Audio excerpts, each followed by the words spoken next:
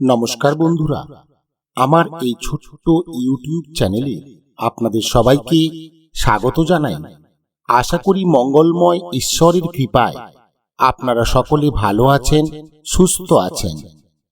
বন্ধুরা, বিভিন্ন ধর্মগ্রন্থে, প্রাচীন হিন্দু শাস্ত্রে এবং জ্যোতিষশাস্ত্র সহ বাস্তুশাস্ত্রে এমন কিছু গোপন উপায় বা টোটকার কথা বলা রয়েছে যা খুব সহজেই আমাদের দুর্ভাগ্য দূর করে সৌভাগ্য ফিরিয়ে আনতে পারে।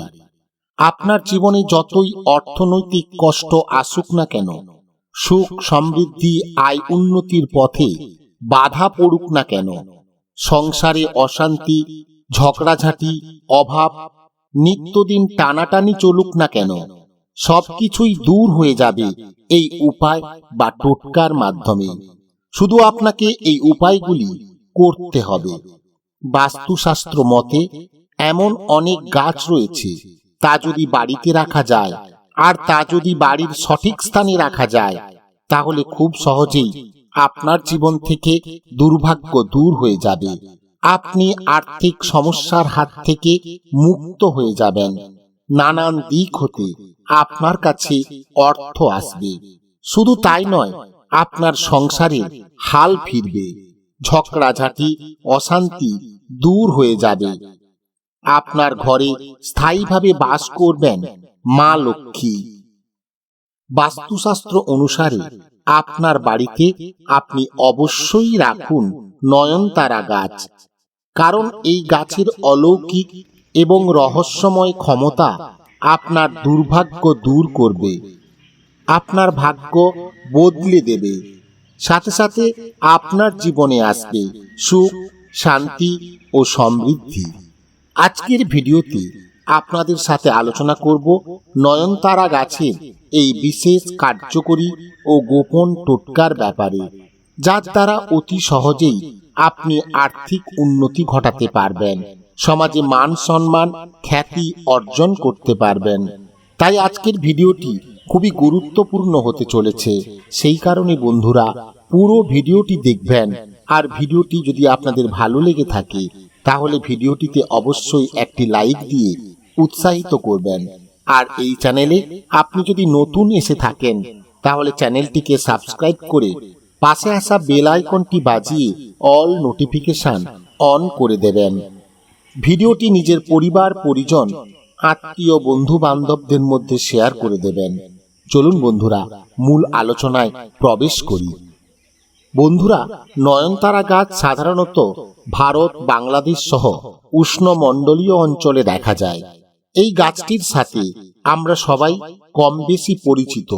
এই গাছের ফুল নানান রঙের হয়ে থাকে, আর অল্প জল এবং রোদযুক্ত পরিবেশে এই গাছ ভালোভাবে বৃদ্ধি পায়। বাস্তুশাস্ত্রে নয়নতারা গাছের একটি বিশেষ গুরুত্ব রয়েছে। এর সৌন্দর্য, ঔষধি গুণাগুণ, পরিবেশের ওপর এর ইতিবাচক প্রভাবের জন্য এটি বাস্তু অনুকূল বলে ধরা হয়ে থাকে। নয়নতারা এই নামটির মধ্যেই লুকিয়ে রয়েছে এর আশ্চর্য ক্ষমতার কথা। নয়ন মানে চোখ, আর তারা মানে আলো, দিক নির্দেশ মানে পথ প্রদর্শক শক্তি। তাই নয়নতারা গাছ হলো জীবনের দিশা, আত্ম উন্নয়ন ও শুভ লক্ষ্যের প্রতীক। তাই এই গাছকে সাধারণ গাছ হিসাবে বিবেচনা করবেন না। এর মধ্যে রয়েছে বহু অলৌকিক রহস্যময় ক্ষমতা। এই গাছ যেমন আপনার অর্থনৈতিক উন্নতি ঘটাতে সক্ষম, তেমনি এর মধ্যে রয়েছে অনেক ঔষধীয় গুণাগুণ। এই গাছের পাতা, শিকড়, ফুল সবকিছুতেই রয়েছে ভেষজ গুণ। বৈদিক শাস্ত্র মতে এই গাছ আপনাকে ভিখিরি থেকে রাজা বানাতে পারে। এই গাছের ফুলকে যদি বিশেষ উপায়ে আপনি ব্যবহার করতে পারেন, তাহলে আপনার মনের সকল ইচ্ছা পূরণ হবে এই ফুলের রহস্যময় ক্ষমতার কারণে। বাস্তুশাস্ত্র অনুসারে নয়নতারা গাছ বাড়িতে থাকলে বাড়িতে ইতিবাচক শক্তি বৃদ্ধি পায়, বাড়িতে নিয়ে আসে শান্তি ও সমৃদ্ধি। এই গাছ নেতিবাচক শক্তিকে দূর করতে পারে। বাড়ির প্রবেশ পথে এই গাছ থাকলে বাড়িতে অশুভ শক্তি প্রবেশ করতে পারে না। নয়নতারা ফুল দেখতে খুবই সুন্দর ও শান্তিদায়ক। এর রং এবং উপস্থিতি মানসিক প্রশান্তি এনে দেয়, যা বাস্তুশাস্ত্রে খুবই গুরুত্বপূর্ণ। নয়নতারা গাছের মধ্যে রয়েছে অনেক ঔষধি গুণ, যা রোগ প্রতিরোধ ক্ষমতা বাড়াতে সাহায্য করে। ডায়াবেটিস সহ অন্যান্য রোগ প্রতিরোধ করতে এই গাছের জুড়ি মেলা ভার। পরিবারে যদি অশান্তি, ভুল বোঝাবুঝি থাকে, এই গাছের প্রভাবে তা কমে যায়। এই গাছ দারিদ্রতা দূর করে বাড়িতে আনে সুখ, শান্তি, সমৃদ্ধি, আয় এবং উন্নতি। বাস্তুশাস্ত্র মতে এই গাছে প্রতি শুক্রবার জল দিলে মা লক্ষ্মীর বিশেষ কৃপা লাভ করা যায়। মরা বা শুকনো ফুল নিয়মিত তুলে ফেলবেন, না হলে কিন্তু নেগেটিভ শক্তি বৃদ্ধি পাবে। এই গাছের ফুল আপনি অবশ্যই মা লক্ষ্মীকে অর্পণ করবেন, বিশেষ করে বৃহস্পতিবার এবং শুক্রবার। ভগবান বিষ্ণু, দেবাদিদেব মহেশ্বর, ভগবান গণেশ, ভগবান হনুমানজিকেও এই ফুল আপনি অর্পণ করবেন। তবে খেয়াল রাখবেন, এই গাছের চারপাশ যেন সবসময় পরিষ্কার পরিচ্ছন্ন থাকে।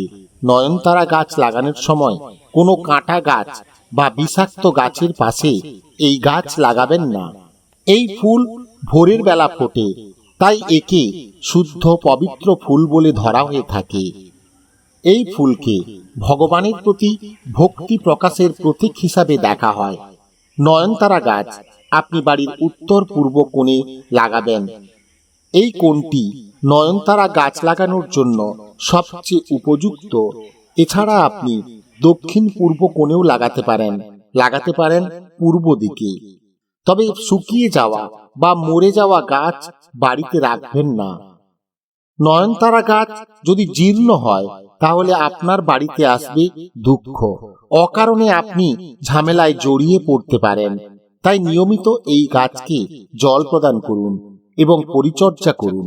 এই গাছের নিচে কখনোই ময়লা জমতে দেবেন না, না হলে এর শক্তি বাধাপ্রাপ্ত হবে। এই গাছ বাস্তু দোষ দূর করতে পারে। এই গাছ, তার পাতা, তার ফুল মনকে শিথিল করে, মানসিক চাপ কমায়। তাই বাস্তুশাস্ত্রে এই গাছের গুরুত্ব যথেষ্ট। তবে আবারও বলছি, আপনি এই গাছের ফুল ভগবান বিষ্ণু, ভগবান গণেশকে অবশ্যই অর্পণ করবেন। হনুমানজিকে এই ফুল যদি আপনি মঙ্গলবার অর্পণ করেন, তাহলে তা অতি শুভ ফল আপনাদের জন্য নিয়ে আসতে পারে। দেবাদিদেব মহেশ্বরকে সোমবার এই গাছের সাদা ফুল যদি অর্পণ করেন, তাহলে মানা হয় দেবাদিদেব মহেশ্বরের বিশেষ কৃপা লাভ করা সম্ভব। বন্ধুরা, এই ছিল আজকের ভিডিওটি যদি ভালো লেগে থাকে, তাহলে ভিডিওটিতে অবশ্যই লাইক দিন, কমেন্ট করুন আর ভিডিওটিকে শেয়ার করে সবাইকে এই তথ্যগুলি জানিয়ে দিন। আর আপনি যদি এই চ্যানেলে নতুন এসে থাকেন, তাহলে চ্যানেলটিকে সাবস্ক্রাইব করে পাশে আসা বেল আইকনটি বাজিয়ে অল নোটিফিকেশন অন করে দিন। আপনারা সবাই ভালো থাকুন, শান্তিতে থাকুন, মঙ্গলময় ভগবানের কাছে এই প্রার্থনা জানাই। নমস্কার, ধন্যবাদ।